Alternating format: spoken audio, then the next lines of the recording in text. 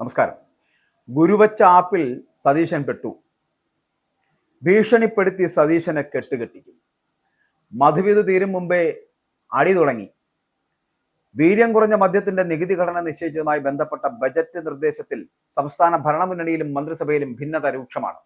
ഒപ്പം വീര്യം കുറഞ്ഞ മദ്യത്തിന്റെ വ്യാപനം പ്രോത്സാഹിപ്പിക്കുന്ന നികുതി നിർദ്ദേശം പിൻവലിക്കണമെന്ന് ആവശ്യപ്പെട്ടുകൊണ്ട് വി എം സുധീരൻ മുഖ്യമന്ത്രിക്ക് കത്തയച്ചു.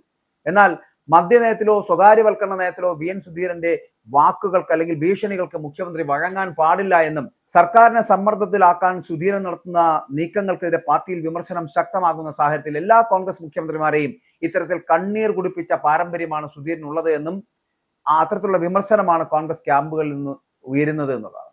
ഇപ്പോൾ ധനവകുപ്പിന്റെ ഈ ബജറ്റ് പ്രഖ്യാപനത്തിൽ കടുത്ത അതൃപ്തിയും വിയോജിപ്പും രേഖപ്പെടുത്തിക്കൊണ്ട് ആദ്യമായിട്ട് എക്സൈസ് മന്ത്രി എം ലിജു മുഖ്യമന്ത്രി വി ഡി സതീശനെ നേരിട്ട് കണ്ട് സംസാരിച്ചു കഴിഞ്ഞു.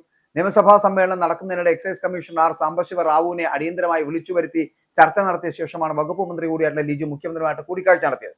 അപ്പോൾ ഇത്തരമൊരു നിർണായകമായിട്ടുള്ള ബജറ്റ് നിർദ്ദേശം കൊണ്ടുവരുന്നതിന് മുൻപ് വകുപ്പ് മന്ത്രി എന്ന നിലയിൽ തന്നോട് ആലോചിക്കാതിരുന്നതിലുള്ള കടുത്ത നീരസം എം ലിജു മുഖ്യമന്ത്രി അറിയിച്ചതായിട്ടുള്ള സൂചന വരുന്നുണ്ട്.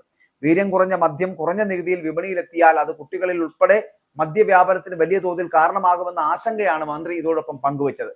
പദ്ധതി നടപ്പിലാക്കിയാൽ സംസ്ഥാനത്തുണ്ടാകാനിടയുള്ള സാമൂഹികവും ഭരണപരവുമായിട്ടുള്ള പ്രതിസന്ധികൾ ചൂണ്ടിക്കാണിച്ച് എക്സൈസ് കമ്മീഷണർ തയ്യാറാക്കിയ പ്രത്യേക റിപ്പോർട്ടും മന്ത്രി മുഖ്യമന്ത്രിക്ക് കൈമാറിയിട്ടുണ്ട്.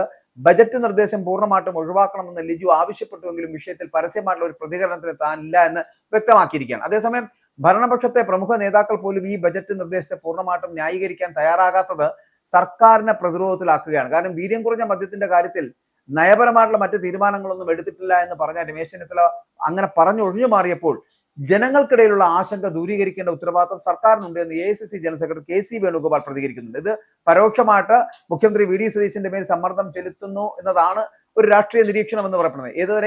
ഏത് വിധത്തിലും വേണുഗോപാലിനെ പോലുള്ളവർക്ക് എങ്ങനെയും വി ഡി സതീശനെ തകർക്കുക എന്നൊരു ലക്ഷ്യമുണ്ട്. അതിന് കിട്ടുന്ന വഴികളിലൊക്കെ അവരത് ഉപയോഗിക്കുകയും ചെയ്യും. അപ്പോൾ ഈ തീരുമാനത്തിനെതിരെ പ്രതിപക്ഷവും മുൻ ധനമന്ത്രി KN ബാലഗോപാലും കടുത്ത വിമർശനവുമായിട്ട് രംഗത്തെത്തിയിട്ടുണ്ട്. നികുതി കുറയ്ക്കുവാനുള്ള ഈ തീരുമാനം അപകടകരമായിട്ടുള്ള മദ്യവ്യാപനത്തിന് ഇടയാക്കുമെന്ന് KN ബാലഗോപാൽ ചൂണ്ടിക്കാട്ടുന്നു. LDF ഭരണകാലത്ത് കോൺഗ്രസ് MLA-മാരായിട്ടുള്ള മാത്യു കുഴൽനാടനും അൻവർ സാദത്തും ഇതേ ആവശ്യവുമായിട്ട് രംഗത്ത് വന്നിരുന്നുവെങ്കിലും ഇതിന്റെ അപകട സാധ്യത മനസ്സിലാക്കിയാണ് അന്ന് ഇടത് സർക്കാർ ഈ തീരുമാനം എടുക്കാതിരുന്നത് എന്നുകൂടി പ്രതിപക്ഷം ഓർമ്മിപ്പിക്കുകയാണ്. അപ്പോൾ രാഷ്ട്രീയ നേതൃത്വങ്ങൾക്ക് പുറമെ വിവിധ സാമുദായിക സംഘടനകളും ഈ ബജറ്റ് പ്രഖ്യാപനത്തിനെതിരെ പരസ്യമായിട്ട് രംഗത്ത് വന്നിട്ടുണ്ട്. സ്വന്തം മന്ത്രിസഭയിലെ എക്സൈസ് മന്ത്രിയും പാർട്ടി നേതാക്കളും സാമുദായിക സംഘടനകളും ഒന്നിച്ച് എതിർപ്പ് പ്രകടിപ്പിച്ചതോടെ കടുത്ത രാഷ്ട്രീയ സമ്മർദ്ദത്തിലായി മുഖ്യമന്ത്രി. അപ്പോൾ ഈ ബജറ്റ് നിർദ്ദേശം പിൻവലിക്കുവാൻ തയ്യാറാകുമോ എന്നാണ് ഇപ്പോൾ രാഷ്ട്രീയ കേന്ദ്രങ്ങൾ ഉറ്റുനോക്കുന്നത്. കൂടാതെ മറ്റൊരു കാര്യം നമ്മൾ കൂടി ഓർത്തു വെക്കേണ്ടതുണ്ട് ഇതുമായിട്ട് ബന്ധപ്പെട്ടിട്ട്. അതായത് ഉമ്മൻചാണ്ടിക്ക് പറ്റിയത് സതീശന് പറ്റാതിരിക്കട്ടെ. മദ്യനയത്തിലോ സ്വകാര്യവൽക്കരണത്തിലോ മുതിർന്ന നേതാവായിട്ടുള്ള വി എം സുധീരന്റെ ഭീഷണികൾക്ക് മുമ്പിൽ മുഖ്യമന്ത്രി വഴങ്ങുകയാണെങ്കിൽ അത് വലിയ മാറ്റങ്ങൾക്കിടയാകും. അങ്ങനെ മുഖ്യമന്ത്രി വഴങ്ങാൻ പാടില്ല. സർക്കാരിനെതിരെ സമ്മർദ്ദത്തിലാക്കാൻ വേണ്ടിയിട്ട് സുധീരൻ നടത്തുന്ന നീക്കങ്ങൾ, സർക്കാരിനെ പലപ്പോഴും ഇത്തരത്തിൽ സമ്മർദ്ദത്തിലാക്കാൻ വേണ്ടി സുധീരൻ നടത്തുന്ന പല നീക്കങ്ങളും വിമർശനാത്മകമായിട്ടുള്ളതാണ്. അത് വിമർശനം ഇപ്പോൾ ശക്തമാവുകയാണ്. വീര്യം കുറഞ്ഞ മദ്യത്തിന്റെ വ്യാപനം പ്രോത്സാഹിപ്പിക്കുന്ന നികുതി നിർദ്ദേശം പിൻവലിക്കണമെന്ന് ആവശ്യപ്പെട്ട് വി എം സുധീരൻ മുഖ്യമന്ത്രിക്ക് കത്തയച്ചു. മദ്യവ്യാപനത്തെ പ്രോത്സാഹിപ്പിക്കുന്ന നിർദ്ദേശം ബജറ്റിൽ വന്നത് തെരഞ്ഞെടുപ്പ് മാനിഫെസ്റ്റോയുടെ അന്തസത്തയ്ക്ക് നിരക്കാത്തതാണ് എന്ന് അദ്ദേഹം പറയുന്നുണ്ട്. അപ്പോൾ ജനങ്ങളോടുള്ള വാഗ്ദാന ലംഘനമാണ് ഇത് എന്നും UDFന്റെ ഉദ്ദേശ ലക്ഷ്യങ്ങൾക്ക് വിപരീതമായിട്ടുള്ളതും മദ്യപാനത്തെ പ്രോത്സാഹിപ്പിക്കുന്നതുമായിട്ട് ഈ നിർദ്ദേശവുമായിട്ട് മുന്നോട്ട് പോകരുതെന്നാണ് സുധീരന്റെ മുന്നറിയിപ്പ്. ഉമ്മൻചാണ്ടിയുടെ കാലത്ത് സുധീരൻ നടത്തിയ നീക്കങ്ങളായിരുന്നു സർക്കാരിന്റെ അന്ന് തകർച്ചയിലേക്ക് നയിച്ചത് എന്നുള്ളത് ഓർക്കുക.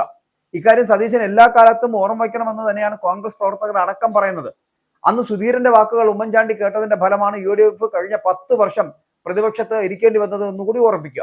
മറ്റൊന്ന്, വി എം സുധീരനെ KPCC പ്രസിഡന്റ് ആക്കരുത് എന്ന് ഉമ്മൻചാണ്ടിയും രമേശ് ചെന്നിത്തലയും ശക്തമായിട്ട് പലവട്ടം AK ആന്റണിയോടും സോണിയാഗാന്ധിയോടും ആവശ്യപ്പെട്ടിരുന്നു. അന്ന് സുധീരന് അനുകൂല തീരുമാനം AICC എടുത്തു. ആ തീരുമാനം പാർട്ടിയെ തകർച്ചയിലേക്ക് നയിക്കുകയായിരുന്നു എന്നുള്ളത് അവർക്കിപ്പോൾ ബോധ്യപ്പെടുകയും ചെയ്തിട്ടുണ്ട്. ഉമ്മൻചാണ്ടി സർക്കാരിന്റെ പ്രവർത്തനങ്ങളെ വി എം സുധീരന്റെ നിലപാടുകൾ വരിഞ്ഞു മുറുക്കുന്ന ഒരു സാഹചര്യം ഉണ്ടായി. അന്ന് കോൺഗ്രസ് നേതാവ് K ബാബുവിന്റെ രാഷ്ട്രീയ പരാജയത്തിന് കാരണങ്ങളായതും സുധീരന്റെ നടപടികളാണ്. അപ്പൊ ഇക്കാര്യമൊക്കെ K ബാബു തന്നെ സമ്മതിച്ചു പറഞ്ഞിട്ടുള്ളതുമാണ്.